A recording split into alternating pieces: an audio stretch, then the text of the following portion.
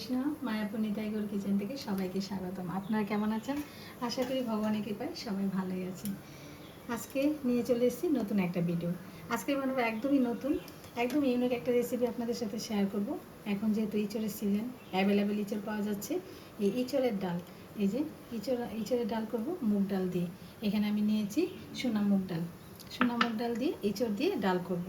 তার জন্য আমার লাগছে ইঁচড়। এখানে আমি ইঁচড় বানিয়ে নিয়েছি, দেখুন ইঁচড় বানিয়ে নিয়েছি আর ডাল নিয়ে নিয়েছি।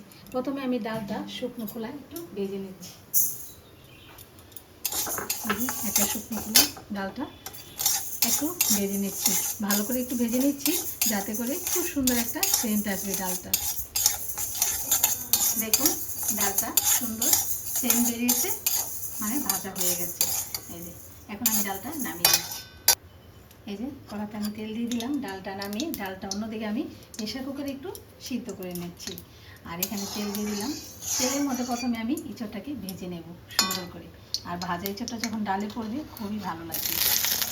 দেখুন ইঁচড়টা একদম লালচে করে একটু ভেজে নিয়েছি। ইঁচড়টা এখন ভাজা হয়ে গেছে, নামিয়ে দিচ্ছি।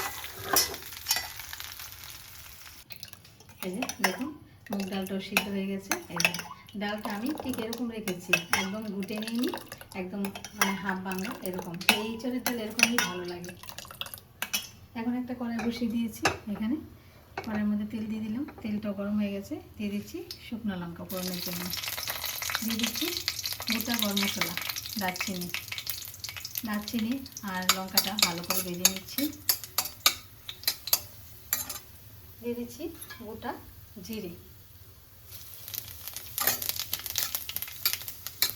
জিরেটা ভাজা হয়ে যাচ্ছে।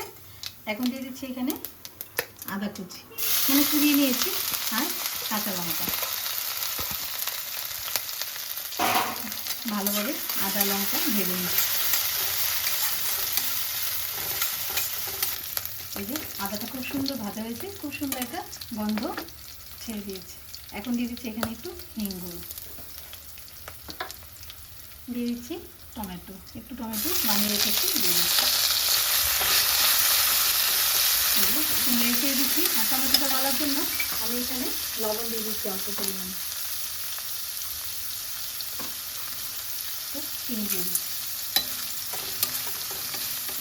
এখানে দিয়ে দিচ্ছি হলুদ গুঁড়ো, দিয়ে দিচ্ছি জিরে গুঁড়ো, অল্প পরিমাণে ধনে গুঁড়ো, আর একটু কাঁচা লঙ্কা। এবার ভালোভাবে মশলাটাকে ভেজে নিচ্ছি।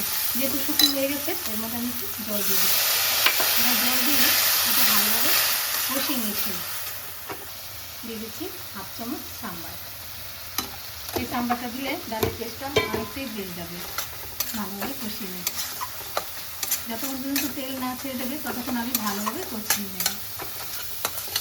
দেখুন ভালোভাবে কষানো হয়ে গেছে, দেখুন চতুর্দিকে তেল ছেড়ে দিয়েছে। এখন এখানে ভেজে রাখা ইঁচড় দিয়ে দিচ্ছি। ইঁচড়টা দিয়ে আর একটু নিয়ে খেয়ে নিই। এই যে ইঁচড়টা ভালোভাবে কষিয়ে নিয়েছি মশলার সাথে। দিয়ে দিচ্ছি মুগ ডাল সিদ্ধটা দিয়ে দিচ্ছি। এই যে এই ডালটা কিন্তু এত পাতলা হবে না, তার জন্য একটু ঘন ঘন রাখলে ভালো লাগে ইঁচড়ের ডালটা। আমি আর জল দেবো না, ইঁচড় ফুটবে, ডালটা একটু ঘন হবে। এই যে যেহেতু আমি প্রথমে অল্প একটু লবণ দিয়েছি, তার জন্য পুরো ডালটার মধ্যে আমি আর একটু লবণ দিয়ে দিলাম। এবার ভালোভাবে লবণটাকে মিশিয়ে দিচ্ছি আর একটু ফুটিয়ে নেব। যেহেতু ইঁচড়টা সিদ্ধ হয়ে গেছে, ভাজা হয়ে গেছে খুব সুন্দর, একটু ডালে যেতে দেখুন ইঁচড়টা কত নরম হয়েছে। এই যে এবার একটু ফুটিয়ে নিচ্ছি। এই দেখুন ডাল খুব সুন্দর ফুটে গেছে, আর ডালটা অনেকটা কিন্তু ঘন হয়ে গেছে ইঁচড়ের সাথে ফুটে ফুটে। এখন আমি এখানে দিয়ে দিচ্ছি নামানোর আগে হাফ চামচ ঘি,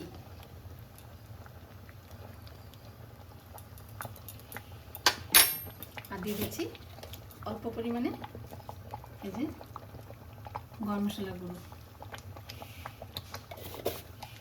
এবার একটু নেড়ে ছেড়ে নামিয়ে দিচ্ছি। দেখুন এই যে রেডি হয়ে গেল ইঁচড়ের ডাল, সোনা মুগ ডাল দিয়ে ইঁচড়ের ডাল। এই যে কত সুন্দর হয়েছে।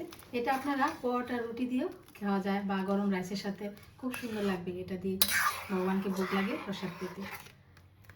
আর এটা থামলে ঠান্ডা হলে আরও ঘন হয়ে যাবে। আর আপনারা ইচ্ছা চাইলে একটু মানে পাতলা পাতলাও করে নিতে পারেন।